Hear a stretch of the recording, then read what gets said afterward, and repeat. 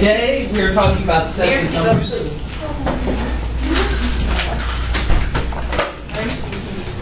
That's French. Okay, here we go. Sets of numbers.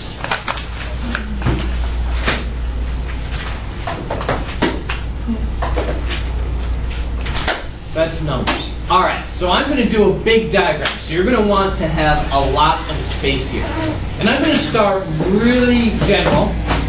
And of course, he has to do all the cutting outside my room when I'm trying to. That's going to sound wonderful on the video. Okay, anyways. We're doing it right now. Okay, anyways. Listen up. This box represents all the numbers. And the first set, I'm going to use the symbol right there, is the real numbers. Now I'm going to do my diagram on this slide. I'm going to switch back and forth between the definitions. So there's our symbol, all the real numbers. What does that mean? So I'm telling you. Okay. All right. R means real numbers. And this is basically, for our purposes, everything. Everything that we could think of is a real number, for the most part. Okay? So that R is our symbol for the real numbers.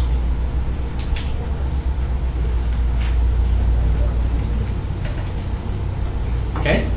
The next one. Everything inside of this box that I'm drawing is also a real number.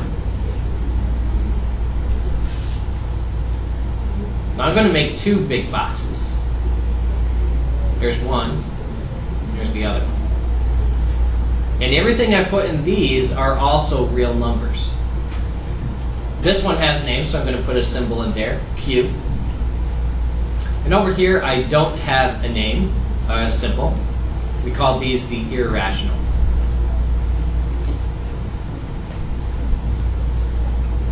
I will define them. Over here, Q is rational. Well, why isn't it an R? We already used R, so we can't do it again. Rational numbers. And these are basically anything that can be a fraction. It could be a negative fraction, it could be a positive fraction. So why is it a Q then? Because of the word quotient. Quotient meaning to divide, right? We already talked about that, and division could be written like that. So let's do some examples of rational numbers, but I'll put them over here in our box. A half, 2 1/3, 5 thirds. I could have some negatives in there. Negative 2.1. Wait, that's not a fraction, but a decimal can be written as a fraction. Okay? Negative 0.3 repeated. So that's a third. Negative 0.15, and the 1 and the 5 repeat. All of these are examples of rational numbers. But anything that can be written as a fraction can be a rational number. So I do have some decimals in there. So it can be a fraction. It can be a terminating decimal. Terminating means ends. Terminating decimal, like 2.1, 0.5. It can be a repeating decimal. Because all of these, and we're actually going to learn how to change repeating decimals this year into fractions. Sometimes it's easy, sometimes it's hard. But all of these are rational, because they all can be written as fractions. The next box, so all rationals are real, and all of the ones I'm putting in this box are rational and also real. We're just getting more specific. These are the whole, nope. That's not next. Integers are next. I don't know why the symbol is a Z, but it is. It's a weird, funny Z. These are integers. These are positives and negatives. So like 3, 10, -2, -8, -100. But notice, is there a fraction on any of these? Maybe a 5? No fractions. Just positives and negatives without any fractions or decimals or anything. Those are integers. So I'll define that over here. The z. These are integers. And these are, now I've used this space already, so I'll just do it down here. These are positive and negative numbers without a decimal or a fraction.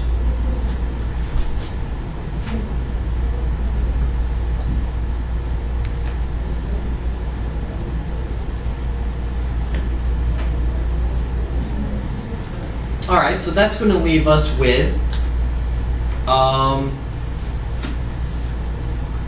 the last two that we need to talk about. Well, I do need to talk about irrational. We put it up there, but we didn't really say anything about it. Okay, so right here, getting even more specific.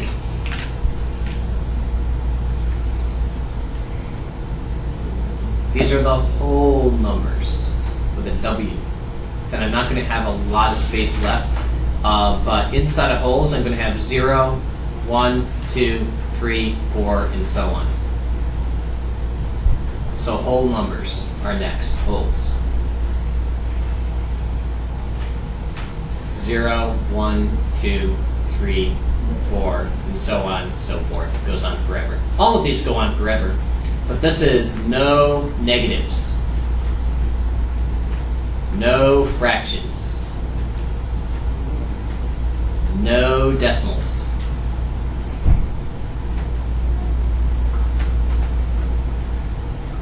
And while we're on this one, we'll do the last one, the C. Which is the, oh, no, the symbol's not a C. I'm just crazy.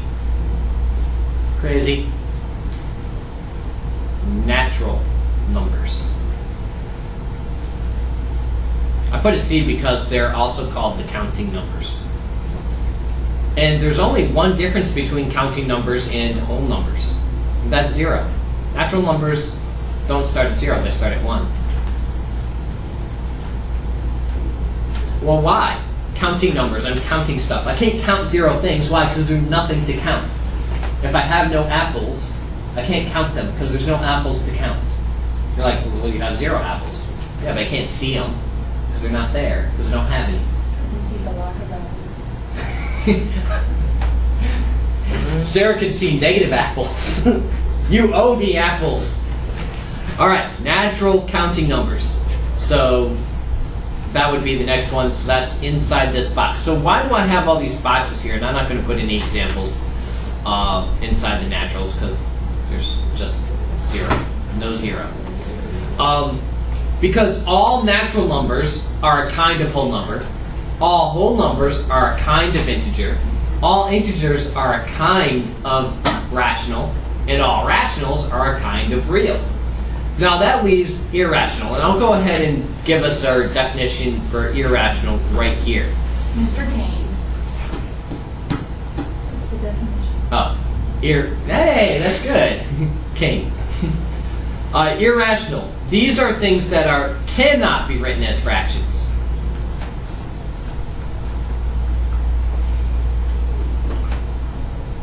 So what are some examples? Like pi, the square root of 2. Anything you basically can't take the square root of. Square root of 5, square root of 3, square root of 11. E, you don't know what E is, but that's okay. That's irrational. Now I can express these as decimals, like this, like maybe 0.12, 112, 1112, 111112, and so on and so forth. It just goes on forever. It doesn't repeat though. I see a pattern, but it's not a repeating pattern. Is that a 5? Yeah, right here. That's supposed to be a 3. What is the other one? A 5. Here's another one. 0.3, 1, 3, 2, 3, 3, 3, 3, 4, so on and so forth. Just anything I can't write as a fraction. And it doesn't repeat either. Are irrational numbers. But irrational numbers are also a kind of real number.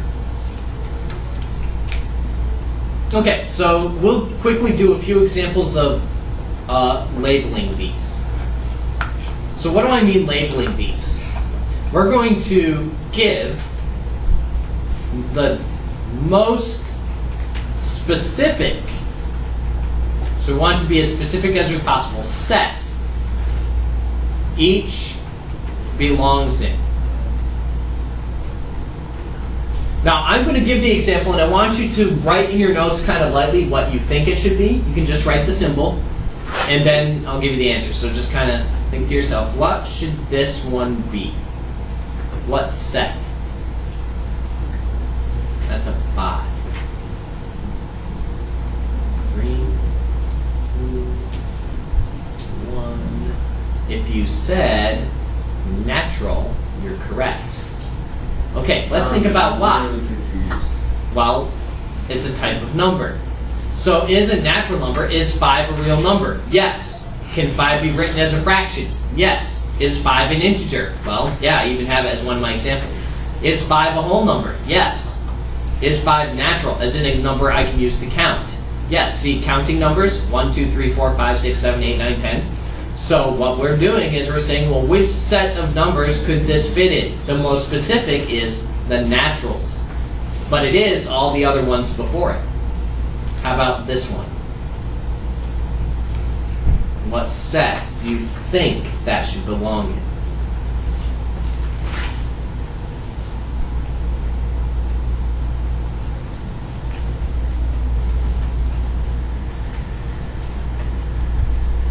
If you said z or integer, you're correct.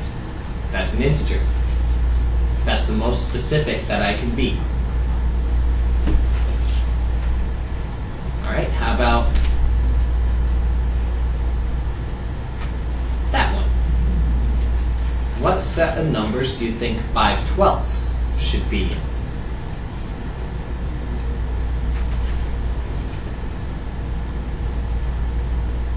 If you said rational, you're correct. It's rationals. Okay, it's not a whole number because it's a fraction. It's a real number, but it's not. That's not the most specific. What about this one?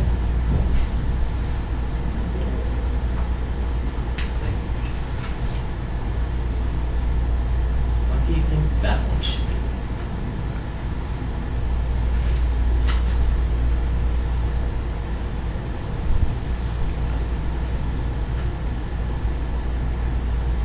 It's a rational. Another rational. Remember, rationals are basically fractions and decimals. I mean, there's some exceptions.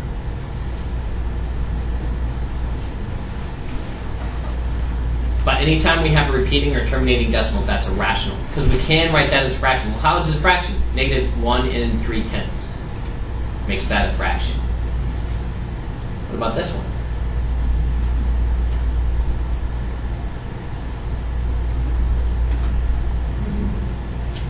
What do you think that one is?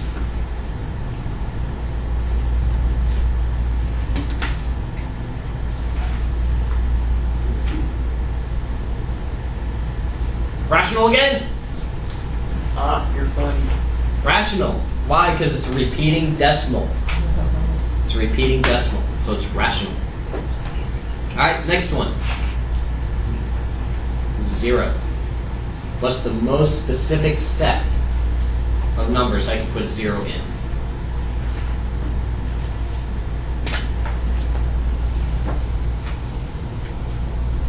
And we should say wholes. In fact, 5 is a whole number too, but it's more specifically a natural. All right. How about this one?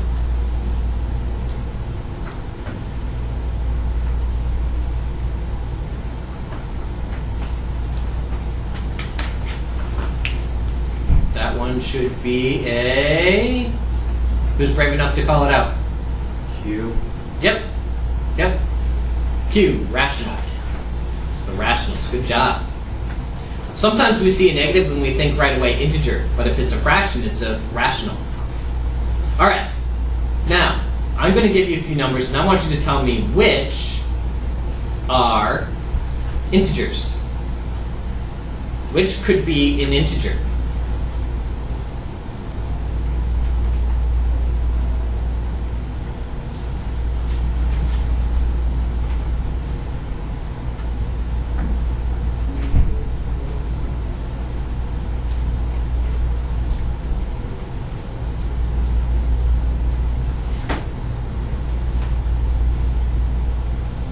Which of these are integers?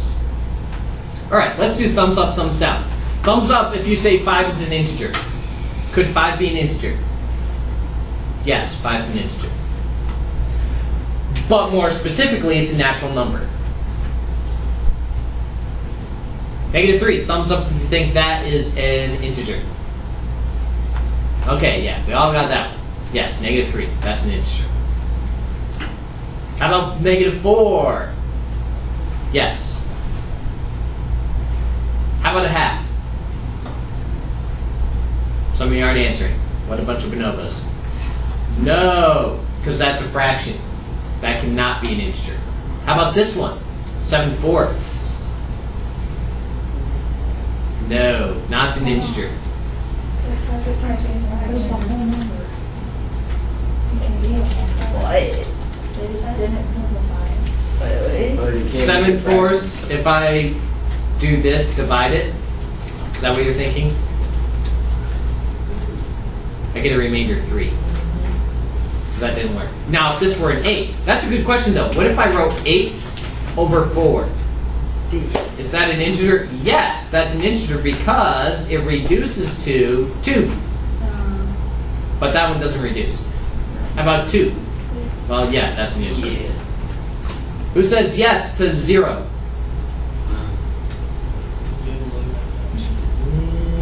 Yes, that's an integer. Oh, they know what? I was close. How about pi? Nah. No, not pi. How about -10? Yes. How about 8? Yes. Yes. Okay? Which are naturals?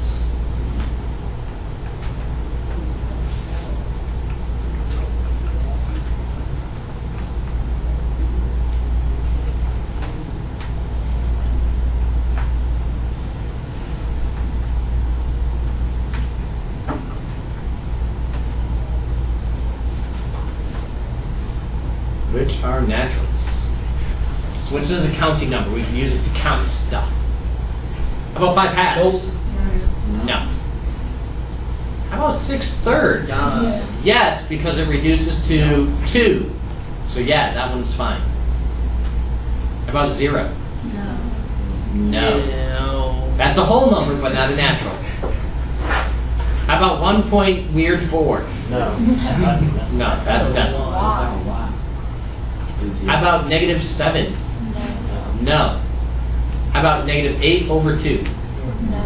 It becomes -4, but that's not a natural. That's an integer. And 10? Yes. Yeah. What if I did square root of 100? Oh, wow. Oh wait, no, 10 is a natural. My bonobo, 10's a natural. Ner, ner, ner. How about square root of 10? Yes. Yeah, because that be square root of 100, which is 10. So yes, I can't even talk. All right. I can talk, but I don't know what I'm talking about. All right, well that's good for that, we'll say. Last thing for today, absolute value. An absolute value is defined as the distance from 0. Distance from 0. So we have some symbols for absolute value. If I did absolute value of -4, well that's 4. It's always going to be positive.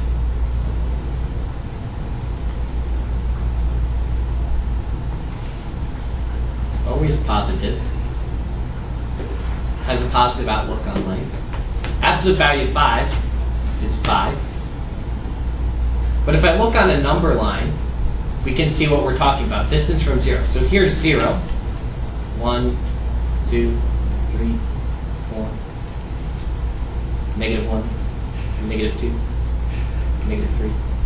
Negative 4. Negative 5. All right. Say this is point A, point B, point C, point D, point F.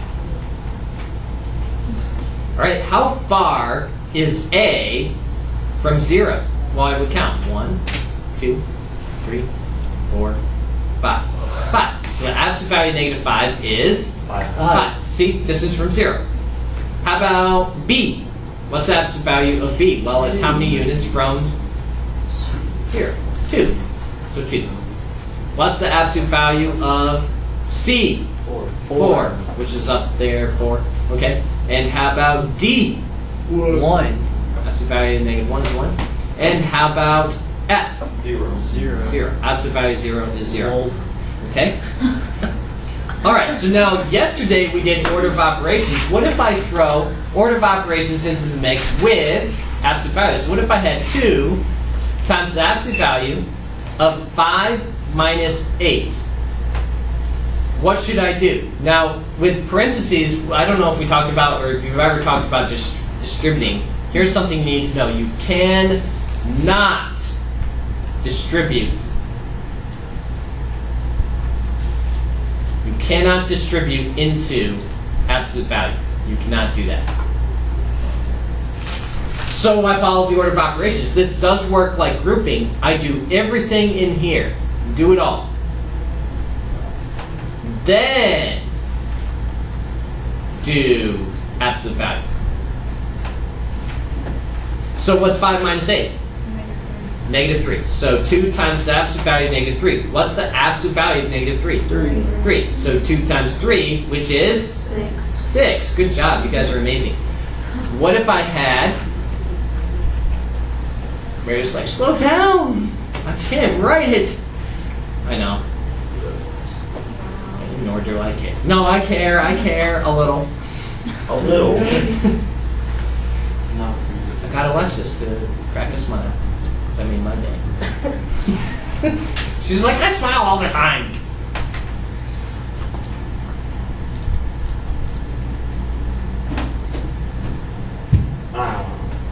Miss C probably last year made you like really memorize here. Negative negative becomes positive, but absolute value is going to do what? Cancel out. It's going to make it positive. So I do everything in the absolute value. So what's 7 minus 10? Negative 3.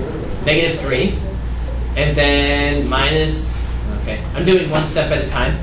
What's the absolute value of negative 3? That's what I do next. 3. And what's the absolute value of 12? Negative 12. It's 12. So I have 3 minus 12. What's 3 minus 12? Negative 9. Negative 9. Am I too sloppy for you? No, Yes. I didn't. Okay, are we all right? We good? All right. I lied. There is one more thing for today. Boy, there's a lot in this little thing. Ordering numbers. We need to be able to put them in order. Ordering numbers. This is like greater than, less than, equal to.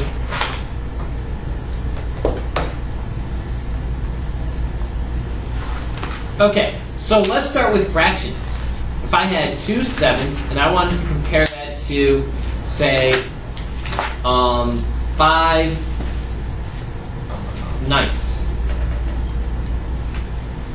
There are multiple ways that I can do this. I could change these to decimals, right? Use my calculator, change them to decimals, and compare using decimals. Let's say I'm not going to do that. Cross multiply. That's the fastest way. What's 2 times 9? 18. So I'm going to put my 18 right here. Cross multiply this. What's 7 times 5? 35. And now I compare those. Less than. Okay? What if I had negative numbers? Negative 2/3. Let's compare that to negative 3/4. I do the same thing. Cross multiply. What's negative 2 times 4? -8. And what's -3 times 3? Now I gotta be careful, which is smaller? The 9. The 9. Because it's negative, it's like smaller. Like think of negatives like you owe money. You have less money if you owe money, right? If you owe $9, you're further in the hole than the $8 person. So this is greater than. Well, how do I know which one's which, Mr. Kane? Well, first of all, the pointy end points towards the smaller number. That's the first thing. The other thing, or you can think of it like a Pac-Man. Pac-Man wants to eat the bigger number. Also, most importantly, we read left to right. So 2 7s is less than 5 9s. -2/3 is greater than -3/4. Read left to right. All right, any questions on how to do this with fractions? Maybe we should do one trick question. Okay, we're in American though. Wait. That's something I was saying. Okay, so say I'm comparing mixed numbers. We'll do 2 mixed numbers problems. My favorite. All right, so I mean we could make this complicated, but do you see that the ones are the same? So do they really matter? No. No, only the fraction part matters. So I could just look at the fractions and ignore, in this case, the whole number because that's the same.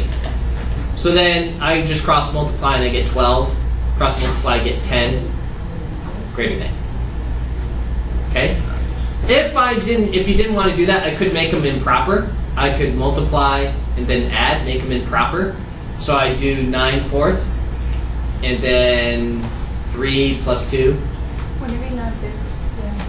Yes. I'm a bonobo. 3, 2, 5, so 3. And then I could cross multiply at this step. 27, 25. I still get the same answer, greater than. But do you recognize why I could ignore the 1? Okay, because they both have it. What about here? You don't have to do a lot of work because this is negative. So obviously less than. The negative is less than the 5.